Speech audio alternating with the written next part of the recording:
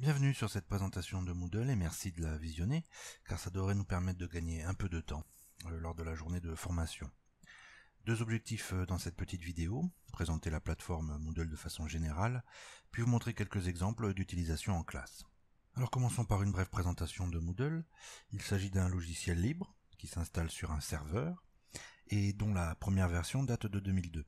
Selon le site de la communauté Moodle, 72 000 plateformes Moodle dans le monde sont enregistrées, ce qui représente à peu près 96 millions d'utilisateurs, sans compter toutes les plateformes Moodle qui ne sont pas enregistrées dans cette communauté.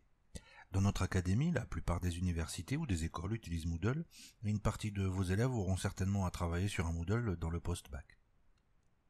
L'UT1 Capitole, par exemple, utilise un Moodle, l'INSA également, l'université Paul Sabatier, et c'est aussi le cas de nombreux lycées en France qui disposent d'un Moodle académique auquel ils accèdent via leur ENT, comme par exemple dans l'académie de Poitiers, de Nice et de bien d'autres.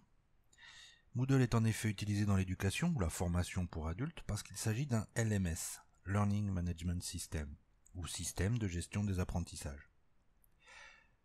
Il est complémentaire de l'ENT par exemple, qui lui est plutôt un CMS, système de gestion de contenu, qui permet aux utilisateurs de rédiger des articles de blog, de communiquer sur des forums, de stocker des ressources, tout ce que vous faites quotidiennement avec votre ENT, mais qui ne propose pas d'activité pédagogique à proprement parler. Moodle est davantage conçu pour favoriser les apprentissages, et à ce titre il permet aux enseignants par exemple de construire toute une palette d'activités pédagogiques qui se dérouleront sous le contrôle de l'enseignant.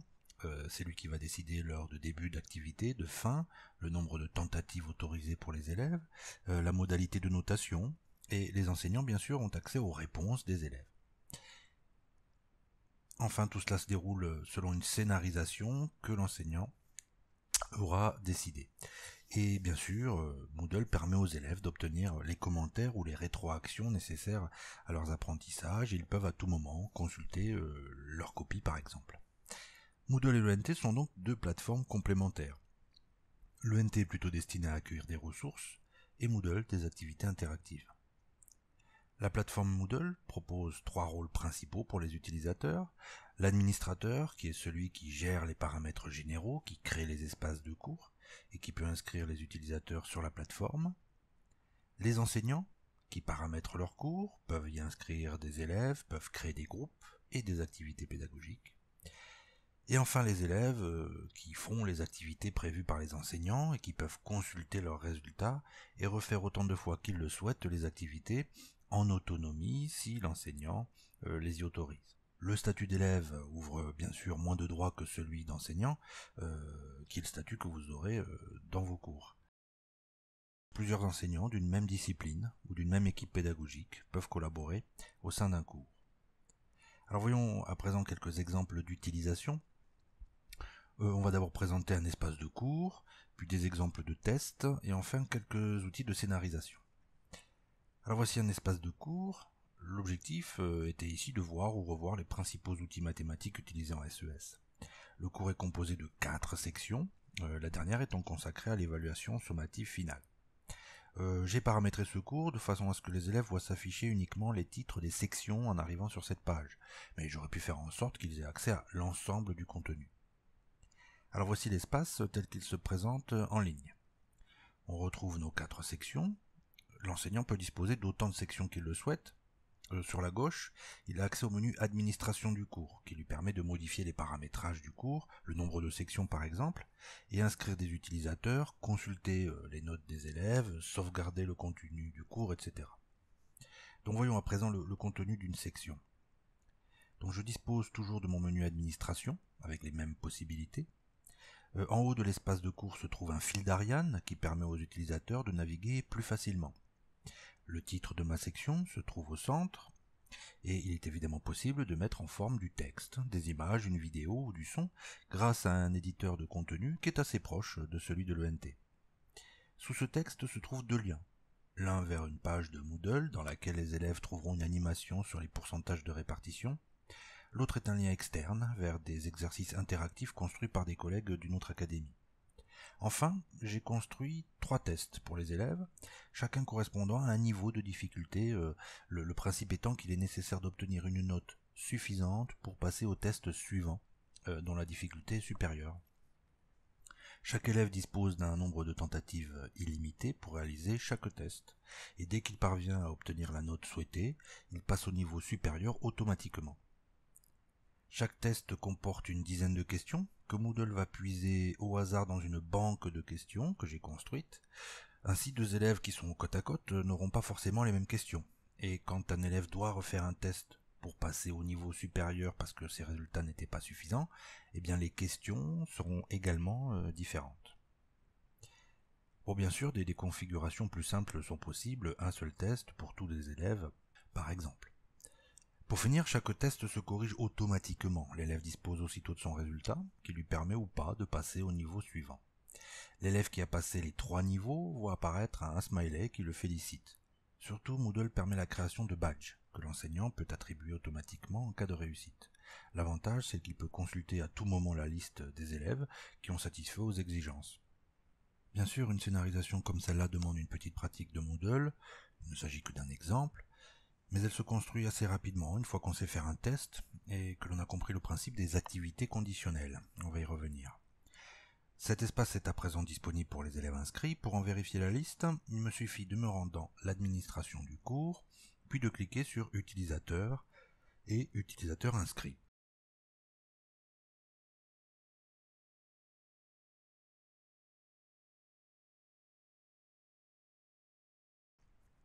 J'ai alors accès à la liste des utilisateurs, à leur statut, et je connais la date et l'heure de leur dernière connexion. Alors voyons à présent à quoi ressemble un test. Voilà par exemple le premier test sur les pourcentages de répartition. À gauche, les élèves disposent d'un espace de navigation qui leur permet de se situer dans le test, puisqu'il leur indique l'endroit où ils se trouvent, le nombre de questions à traiter, et, si vous le souhaitez, le temps qu'il leur reste pour terminer le test. Dans ce cas, la tentative est envoyée automatiquement à la fin du temps imparti. Les questions sont ici des questions numériques, les élèves doivent indiquer les résultats obtenus dans chaque champ. Quand ils ont terminé de répondre à ces questions, il leur suffit de cliquer sur page suivante pour accéder aux autres questions. Notez bien qu'il leur est possible de revenir à tout moment sur une question pour modifier leur réponse ou la compléter tant qu'ils n'ont pas validé le test. Voilà un autre exemple de test. Il est possible de proposer des documents dans tous les types de questions, ici QCM, et bien sûr de faire travailler les élèves sur des textes lacunaires. Autre type d'exercice, les appariements par glisser-déposer ou le déplacement d'étiquettes sur des images. Il est bien sûr possible de proposer aux élèves de courtes rédactions, mais dans ce cas, Moodle ne pourra pas évaluer leurs réponses, et c'est l'enseignant qui devra s'en charger en ligne. L'activité test propose de nombreux paramétrages différents, et on peut l'utiliser aussi bien pour des évaluations diagnostiques, sommatives que formatives. Quel que soit le type d'évaluation, il est possible de régler le comportement des questions. On peut par exemple laisser à l'élève la possibilité de vérifier ses réponses les unes après les autres, et lui laisser la possibilité de proposer une autre réponse si nécessaire. Ou bien on peut l'obliger à valider le test quand il aura répondu à l'ensemble des questions.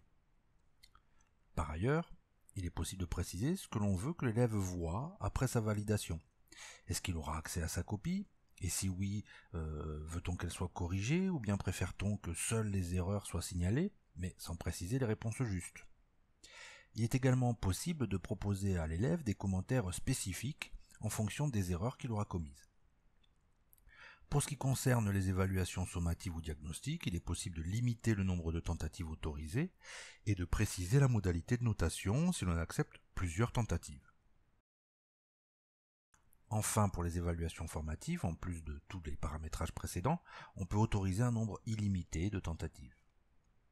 Voyons à présent le type de rapport que propose Moodle à la suite d'une activité test. Alors je me trouve ici dans ma section consacrée au pourcentage de répartition. Voyons ce que mes élèves ont fait par exemple lors du dernier test. Je constate qu'il y a eu au total 134 tentatives. Pour en savoir davantage, je clique sur le menu Administration et comme je suis dans un test, ce menu ne me présente plus les éléments de paramétrage relatifs au cours, mais juste au test.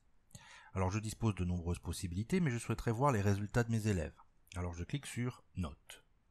Sur la page de résultats, je peux demander à voir différents rapports, par exemple le nom des élèves inscrits qui n'ont pas fait le test, ce qui peut être pratique s'il s'agissait d'un travail à faire à la maison par exemple. Je peux également demander de ne disposer que de la dernière tentative si c'est celle que j'ai décidé de compter, car ce sera plus pratique pour recopier ces notes dans le logiciel de vie scolaire par exemple. Plus bas, je peux voir la totalité des résultats de mes élèves, et si je veux consulter la copie de l'un d'entre eux, il me suffit de cliquer sur sa note, et j'ai ainsi accès à quelques détails. Je vois apparaître ses réponses et les commentaires qui les accompagnent. Pour voir sa copie, l'élève procède de la même façon. Il se connecte à Moodle, va sur son cours, clique sur le test, puis sur sa note, et il a accès à sa copie. Enfin, on a également accès à une série de statistiques détaillées, plus ou moins pertinentes en fonction du type d'évaluation posée.